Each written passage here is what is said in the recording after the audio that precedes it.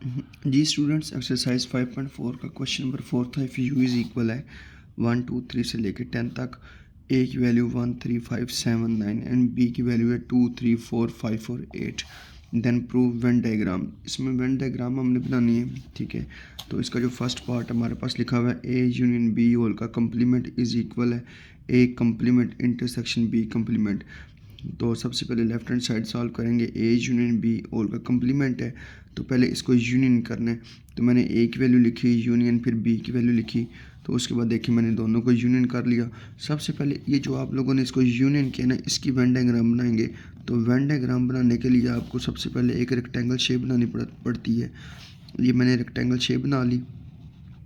Rectangle shape बनाने के बाद फिर आप लोगों ने ये देखना होता है कि आपके पास सेट कितने हैं, दो हैं। एक सेट का नाम ए है, एक सेट का नाम बी है। तो सबसे पहले आप लोगों ने क्या करना होता है, सेट बनाने होते हैं, ठीक है। और इनको ओवरलैपिंग करना होता है। सेट को ओवरलैपिंग ऐसे करते हैं, ठीक है। एक ये ए है, ठीक है। इसको ये जो आप लोगों ने मिला दिया ना, ये ओवरलैप आ गया, ठीक है। इस सेट का नाम हम ए रख लेते हैं, इस सेट का नाम हम बी रख लेते हैं, ठीक हो गया। अभी देखो ये जो बाहर वाला सारा सेट होता है ये यूनिवर्सल सेट होता है, इसको यू लिखते हैं। अभी देखिए सबसे पहले कि ये जो आपने ए यूनियन बी की है, इन दोनों में सेट्स में कॉमन वैल्यू कौन कौन सी है। एक कॉमन 3 है, ठीक है, और एक कॉमन 5 है, यही है ना। तो जो कॉमन होता है वो इधर ओवरलैपिंग में लिखते हैं। ये 3 इधर आ गया, 5 इधर आ गया, ठीक है। उसके बाद 3 और 5 को छोड़ के बाकी जो आपके पास सेट ए के बचे हैं, ए सेट के बचे हैं 1 7 और 9, तो वो ए में लिख लेंगे 1 7 और यहाँ पे 9 आ गया। तो देखिए 3 और 5 को छोड़ के बी सेट में और क्या बचा, 2 4 और 8। यहाँ पे 2 4 और क्या आ जाएगा 8, ठीक है। ये आप लोगों ने क्या कर लिया, ए यूनियन बी कर लिया, ठीक है। फिर इसको आप शेडेड कर लो, हल्का हल्का लाइन लगा लें, शेड, ठीक है। ये मैंने भी ऐसे शेडेड कर लिए, तो आप भी इसको शेड कर लें। तो शेड करने का मतलब ये होता है कि आपने ए यूनियन बी सॉल्व कर लिए। आप इसके ऊपर लिख भी देंगे ए यूनियन बी की आपने वेन डायग्राम बना दिए, ठीक है। यहाँ पे मैं आपको एक और चीज़ बता देता हूँ कि ये देखो, ये जो इन दो सेट्स के बाद जो सारा हिस्सा होता है ना, ये यूनिवर्सल सेट का होता है। मैं आपको इधर यूनिवर्सल सेट मतलब यू की वैल्यू भी लिख के बता देता हूँ। यू की वैल्यू हमारे पास 1 से लेकर 10 तक थी, 1 2 3 4 5 6 7 8 9 एंड 10। तो देखें यूनिवर्सल सेट है, यूनिवर्सल सेट को भी साथ सॉल्व कर लेते हैं। तो सबसे पहले देखो A union B, A union B में 1 2 3 4 5 7 8 9 आ गया। तो अब यूनिवर्सल सेट में देखिए कौन कौन सा वैल्यू बच गई है, ठीक है। हमारे पास इधर हमारा आ जाएगा जी, देखो 1 2 भी आ गया, 3 4 भी आ गया, 5 भी आ गया, 7 8 9 भी आ गया। तो क्या क्या बच गया, 6 और 10। तो यूनिवर्सल सेट की ये दो वैल्यू 6 और 10 बच गए, तो उसको आप इधर यूनिवर्सल सेट में लिख लें 6 एंड 10। आपकी ये वैल्यू सारी कंप्लीट हो जाएगी, ठीक है। तो जो चीज़ फाइंड करते हैं उसको हम शेडेड कर देते हैं। अभी देखें ब्रैकेट को सॉल्व कर लिया ए यूनियन बी को। अभी हमने ए यूनियन बी का कंप्लीमेंट फाइंड करना, तो यहाँ पे लिखेंगे ए यूनियन बी ऑल का कंप्लीमेंट। तो आप सबको ये भी बताया गया कि जिस चीज़ का कंप्लीमेंट फाइंड करना हो उसको यू में से माइनस करते हैं, U minus A union B, bracket लगा ली। यू की वैल्यू 1 से 10 तक थी, 1 2 3 4 5 6 7 8 9 एंड 10, ब्रैकेट क्लोज, माइनस का साइन। तो ए यूनियन बी का आंसर ये आया था 1 2 3 4 5 7 8 एंड लास्ट पे क्या आ गया 9। तो माइनस में क्या करते हैं कि ऐसी वैल्यू जो फर्स्ट सेट में गिवन हो और सेकंड सेट में ना हो, ठीक है। मतलब जो फर्स्ट सेट में लिखी हुई है उसमें नहीं है। तो देखिए 1 2 3 4 सारा आ जाएगा, 5 आ जाएगा, ठीक है, 7 8 9 आ जाएगा। तो क्या रह जाएगा 6 एंड 10, ठीक है। माइनस में यही करते हैं। अभी हम इसका सेट वेन डायग्राम बनाते हैं। तो देखें वेन डायग्राम के लिए आपने रेक्टेंगल शेप बना ली, ठीक है। रेक्टेंगल शेप बनाने के बाद फिर आपने क्या किया यहाँ पे कि रेक्टेंगल शेप बनाने के बाद आप लोगों ने दो सेट बना ली। ऊपर वाले डायग्राम में बताया था दो सेट हैं, कौन कौन से हैं, एक ए और एक बी है। ये सेट ए बन गया, ठीक है। ये जो हम इसको जोड़ते हैं, ठीक है, जोड़ने का मतलब है मिला रहे हैं तो इसको ओवरलैपिंग कहते हैं। क्या कहते हैं? ओवरलैपिंग। ये दोनों जो आपस में ओवरलैप, तो ओवरलैपिंग देखें इन दोनों में कॉमन पहले भी लिखा था 3 5 है, तो यहाँ पे 3 और 5 जो कॉमन है वो इधर लिख लिया। बाकी सेट ए की वैल्यू इसमें लिखनी है, तो जो ऊपर डायग्राम में थी सेम ऐसे करते हैं। यहाँ पे हमारे पास आ जाएगी 1, ये सेट ए है, 1 7 और 9, ये जो ऊपर मैंने बनाए थे सेम ऐसे तरह इसको बना लें। फिर इधर हमारे पास आ जाएगी 2 4 और 8, सेट बी में 2 4 और क्या आ जाएगी 8। अभी देखें यू यूनिवर्सल सेट था, यूनिवर्सल सेट की वैल्यू क्या बच गई थी यहाँ पे हमारे पास 6 और 10, तो देखें वही 6 और 10 बच गए सेम।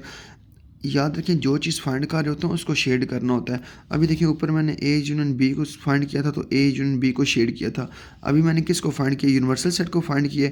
तो आपने अभी क्या करना है, सिर्फ यूनिवर्सल सेट वाले इसे को, ठीक है, आप लोगों ने शेड करना है, ए और बी को छोड़ देना है। तो देखें यूनिवर्सल सेट को आप ऐसे शेड कर दो, ठीक है। बाकी आप अपनी मर्ज़ी से हॉरिजॉन्टल लाइन लगाओ, वर्टिकल लगाओ, आपकी कोई अपनी मर्ज़ी का कोई मसला इतना बड़ा नहीं है। तो जो चीज़ फाइंड करते हैं उसको शेडेड करते हैं, बाकी किसी दूसरी सेट को या दूसरी चीज़ को शेड नहीं करते।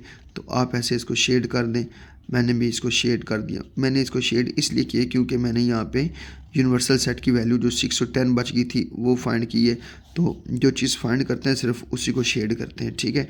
जैसे इसके ऊपर वाले पोर्शन में ए यूनियन बी हमने फाइंड की थी, तो सिर्फ उसको शेड किया था, बाकी यूनिवर्सल सेट को मैंने शेड नहीं किया था। और इसमें मैं यूनिवर्सल सेट फाइंड कर रहा हूँ और इसलिए मैं इसको शेड कर रहा हूँ। क्लियर हो गया? आप इसको अच्छा सा करके शेड कर लें। तो ये आपकी लेफ्ट हैंड साइड आ गई है। अभी हम राइट हैंड साइड फाइंड करेंगे, ठीक है। राइट हैंड साइड में देखें सबसे पहले क्या कह रहा है कि इधर लिखते हैं right hand side. Right hand side में कह रहा है कि A complement intersection B complement. तो पहले कंप्लीमेंट फाइंड करेंगे हम इसका। तो ए कंप्लीमेंट फाइंड करनी है। मैंने आगे भी बताया जब किसी का कंप्लीमेंट फाइंड करो उसको यू में से माइनस करते हैं, यू माइनस ए। यू की वैल्यू 1 से 10 तक है, 1 2 3 4 से लेके 10 तक आ गया। माइनस ए की वैल्यू है जी हमारे पास लिखी हुई 1 3 5 7 और 9। तो देखें जी माइनस का मतलब क्या होता है, जो फर्स्ट ब्रैकेट में वैल्यू लिखी हुई और सेकंड में ना हो। तो देखें ये सारी ऑड नंबर है, तो इवन नंबर इसका आंसर आ जाएगा 2 4 6 8 और 10। ये ए का कम्प्लीमेंट हो गया। अभी ए कम्प्लीमेंट की वैल्यू जो है उसका हम बनाते हैं, वेन डायग्राम बनाते हैं ए कम्प्लीमेंट की। अभी हमने ए कम्प्लीमेंट की वैल्यू बनानी है। देखें डायग्राम बिल्कुल जो ऊपर हमने बनाई है वेन डायग्राम, उसी तरह ये बड़ा यूनिवर्सल सेट होता है, रेक्टेंगल बनानी है। ये जो कॉमन है 3 5 इधर आ गया, तो ये ए है। ए में हमारे पास क्या था 1 7 और 9। बी में क्या था, ये सेट बी में 2 4 और 8। यूनिवर्सल सेट की वैल्यू क्या आई थी 6 और 10। तो आप लोगों ने यहाँ पे क्या करना है कि किसका कंप्लीमेंट फाइंड करें, ए कंप्लीमेंट फाइंड करें ना, जिसको आपने माइनस किया यू माइनस ए। तो जिसका कंप्लीमेंट फाइंड करना है उस सेट को छोड़ के, मतलब ए का फाइंड करें, ए को छोड़ के बाकी सारी वैल्यू आपने शेडेड कर देनी है, ठीक है, ऐसे, ठीक है। जिस चीज़ का कंप्लीमेंट फाइंड करें उसको छोड़ देना है यहाँ पे। तो देखें किसका फाइंड, ए कंप्लीमेंट फाइंड किया ना, तो ए कंप्लीमेंट को छोड़ के बाकी सारे की सारी डायग्राम को आप लोगों ने शेडेड कर देने, ठीक है। तो उसमें ये कॉमन चीज़ भी शेडेड करनी है, ठीक है, क्योंकि हम ए का फाइंड कर रहे हैं तो ए को ही छोड़ेंगे, ये सारे का सारा क्या हो जाएगा, शेडेड हो जाएगा, ठीक है।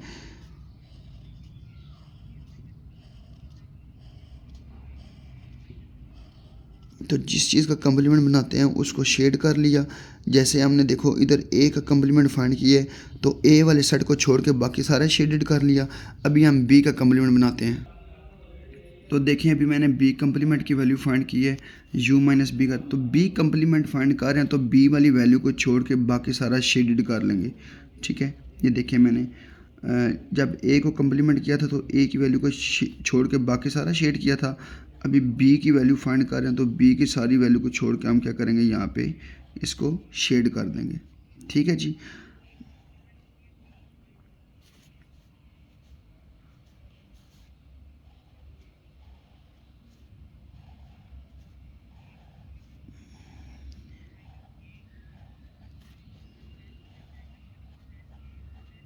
ठीक है, ये आप इसको ना थोड़ा नीट करके शेड कर लीजिएगा। मैंने जस्ट इसको आपको समझाने के लिए थोड़ा बहुत शेड कर दिया, ठीक है जी। तो देखो नेक्स्ट पहले हमने एक कम्प्लीमेंट फाइंड किया था, तो एक को छोड़ के बाकी सारी वैल्यू शेड की थी। अभी हमने बी कम्प्लीमेंट फाइंड किया है, तो बी के सेट को छोड़ के बाकी सारा शेड कर लिया, ठीक है जी। कॉमन सेट को भी छोड़ देते हैं। अभी कहते हैं कि A complement intersection B complement करना है। A complement intersection B complement, तो देखें जी ए कम्प्लीमेंट का आंसर हमारे पास आया था 2 4 6 8 10, 2 4 6 8 और 10, ठीक है। इंटरसेक्शन बी की वैल्यू हमारे पास आई है 1 6 7 9 और 10। तो इंटरसेक्शन का मतलब होता है जो दोनों में कॉमन है, दोनों में कॉमन देखें एक 6 है और एक 10, यहाँ पे 6 और 10, तो यहाँ पे हमारे पास क्या आ जाएगा 6 एंड 10, ठीक हो गया। तो अभी इसकी वेन डायग्राम बनाएंगे, देखें हमारे पास क्या आती है। ये ऐसे हमने इसको रेक्टेंगुलर शेप बना ली, ठीक है। डायग्राम्स में थोड़ा बहुत अप डाउन होगा, उसको आप चेक कर लीजिएगा, कोई मसला नहीं है। ये यू आ गया, ठीक है। अभी देखें इंटरसेक्शन हमारे पास यहाँ पे हम बनाएंगे कम्प्लीमेंट ए, ठीक है। यहाँ पे हम बना लेंगे कम्प्लीमेंट बी। दोनों में कॉमन चीज़ थी 3 और 5, ये लिख ली। ये सेट ए है, ये सेट बी है, ठीक है। इसमें हमने क्या करना है, तो देखिए मैंने ए कम्प्लीमेंट वही सेम सारी डायग्राम बना दी। इसका जो कॉमन था वो हमारे पास क्या आ गया 6 और 10, तो ये ए कम्प्लीमेंट। तो जब आप इंटरसेक्शन की वैल्यू बनाइए, इंटरसेक्शन में आपका 6 और 10 आया था यूनिवर्सल सेट में, तो आपने इसमें क्या करना है, मैंने आगे बताया था जिस वैल्यू को सॉल्व कर रहे हो सिर्फ उसी को शेडेड करना है, बाकी नहीं। अभी देखें इसका अभी हम इसमें फाइंड क्या करें, ए कम्प्लीमेंट इंटरसेक्शन, मतलब ए कम्प्लीमेंट और बी कम्प्लीमेंट में दोनों में सेम चीज़ क्या है 6 और 10 इसका बचा है। तो आपने जब ए का कम्प्लीमेंट फाइंड किया था तो ए की वैल्यू शेड नहीं की थी, जब बी का कम्प्लीमेंट फाइंड किया था बी की वैल्यू शेड नहीं की थी। तो जब हमने दोनों का इंटरसेक्शन फाइंड करना है तो ए कम्प्लीमेंट और बी कम्प्लीमेंट को शेड नहीं करना, बाकी सारी वैल्यू को शेडेड करना है, ठीक है जी। उन कम्प्लीमेंट वाली वैल्यू को आप लोगों ने शेड नहीं करना, बाकी जो यूनिवर्सल सेट में सारी वैल्यू आ गया उसको आप लोगों ने शेड कर देना जी। आपको समझाने के लिए मैंने समझा दिया कि ए कम्प्लीमेंट और B complement, A complement intersection B complement को छोड़ के, ठीक है, बाकी सारे एरिया को हमने शेड कर लिया, ठीक है जी। देखें ए कम्प्लीमेंट और बी कम्प्लीमेंट को छोड़ के बाकी यूनिवर्सल सेट का मैंने बाकी जितना भी सा था एरिया उसको शेड कर दिया। अभी देखें ये डायग्राम, ये राइट हैंड साइड की डायग्राम है और लेफ़्ट हैंड साइड की ये डायग्राम देखें, दोनों एरिया ए और बी सेट शेडेड नहीं है, बाकी सारा शेडेड है। इधर राइट हैंड साइड में ए और बी शेडेड बाकी, तो इसका मतलब है left hand side is equal होगी राइट हैंड साइड के। तो ये आपका question number 1 Venn diagram, question number 4 का part number 1 diagram Venn diagram के साथ हो गया कंप्लीट। अब इसका सेकंड पार्ट चेक करते हैं क्या होता है उसमें।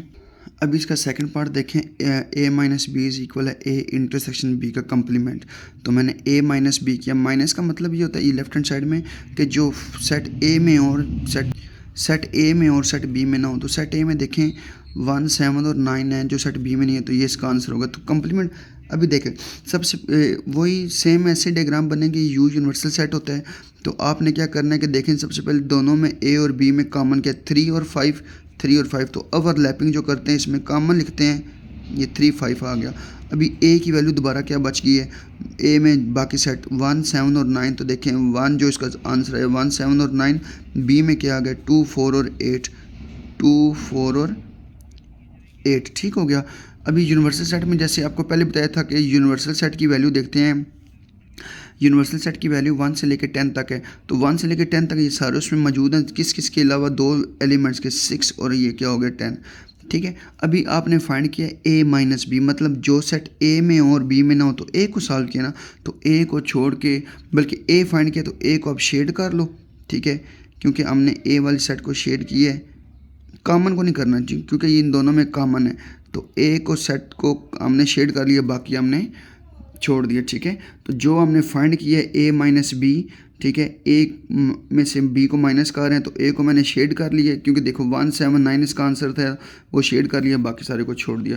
तो ये लेफ्ट हैंड सॉल्व होगी। राइट हैंड साइड में कह रहा है हमारे पास,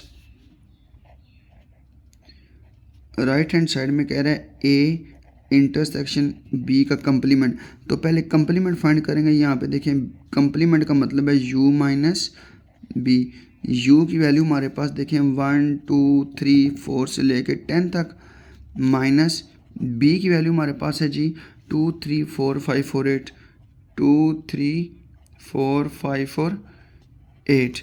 तो आपने इधर क्या करना है, जो इस सेट ए में और सेट बी में ना हो, तो 1 2 3 4 5 नहीं है, 6 7 8 नहीं, 9 और यहाँ पे क्या आ गया 10। तो अभी सबसे पहले बी कंप्लीमेंट को हमने सॉल्व करना है इसकी वेन डायग्राम बना के। तो वो मैं चेक करता हूँ कैसे बनती है, मैं आपको बताता हूँ। तो ये देखिए, मैंने बी कंप्लीमेंट की वैल्यू फाइंड करके बी डायग्राम बना लिए। तो मैंने लास्ट क्वेश्चन में भी आपको बताया कि जिस चीज़ का कंप्लीमेंट लेते हैं उसको छोड़ देते हैं। तो बी का कंप्लीमेंट लिया, बी वाली डायग्राम को छोड़ के बाकी सारी नंबर्स को या बाकी सारी डायग्राम को आप लोगों ने क्या कर देना है, शेडेड कर देना। ठीक है, ये भी शेड हो गया, कॉमन चीज़ शेड। ठीक है, कॉमन चीज़ भी शेड। ठीक है, इसमें शेड नहीं होगा। ठीक है, क्योंकि वो दोनों में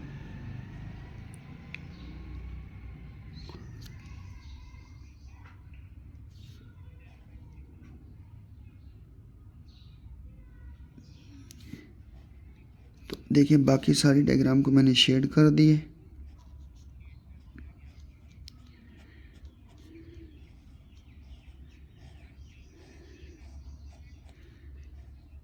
ठीक है, ये बी कंप्लीमेंट शेड, जिसका कंप्लीमेंट फाइंड करना है उसको छोड़ना, बाकी सबको शेड कर देना। बी का था तो ठीक है।